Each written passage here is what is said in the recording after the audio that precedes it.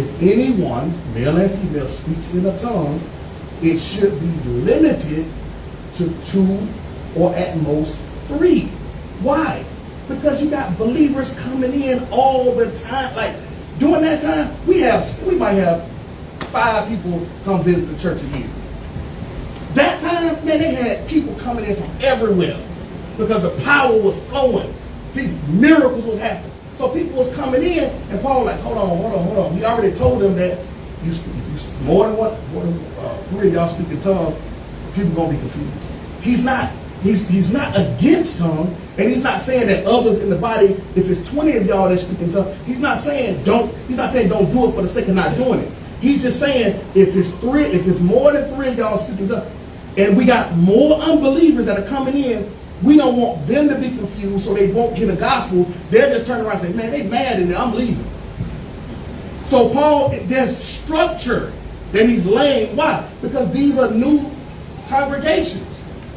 And you got people coming in all the time. Then you got leaders who being baptized in the Spirit, and other leaders coming in that are teachers. They don't know what's going on. They're trying to figure out. It's a lot going on in this day and age. It's not like now where it's common for, tongues to go forth. It's common for prophecy and that's common in our day. But back then it wasn't common, and Paul was making sure that I'm not there. You're writing a letter to me, so I'm trying to give you wisdom. Because you want to reach people. That's why he said make sure it's edifying. You want to reach people.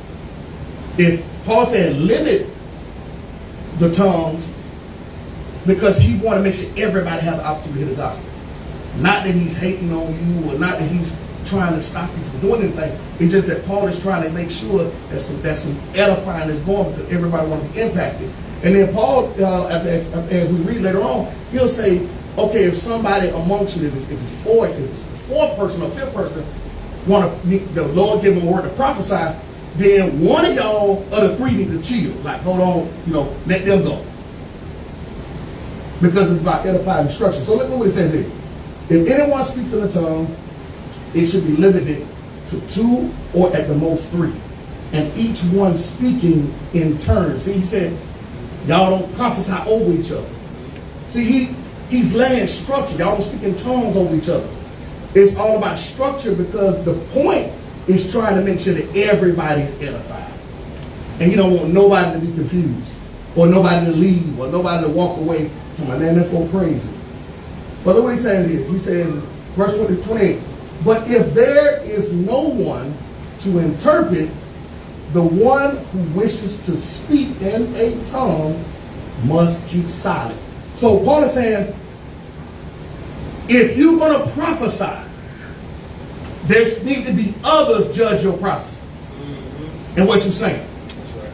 So this is what Paul is saying, because again, he's laying structure in this community, because this community is gifted. They flowing in all kind of healing, signs and wonders, miracles, prophecy, all of this stuff. And Paul is saying, look, y'all don't get out of control.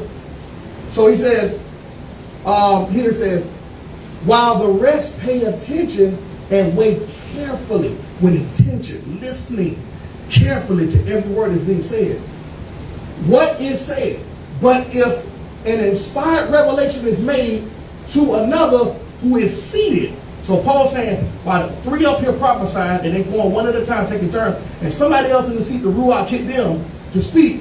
He says, then first one must be silent. So one out of these 3 need to be quiet to give the floor to that person, so that way the Spirit can use them to speak. So it's not that that person prophesying, all 3 of y'all prophesying, then everybody prophesying at the same time. And everybody trying to figure out what the heck going on. Who do I listen to? So it says here, verse 31, for in this way you can all prophesy one by one, so that everyone may be instructed and everyone may be encouraged. For the spirit of the prophets are subject to the prophets. So y'all already see the foundation was being laid here. Look what it says here. For the spirit of the prophets are subject to the prophets. The prophets is under the speaker's control. And he can stop speaking, for God, who is the source of their prophesying, is not a God of confusion and disorder. Here it is. But of peace and order, as is the practice in all the churches of the saints. So Paul is saying all the churches, not just want to be silent, but all the churches should go this way, so that way there's peace, there's edification, there's no confusion.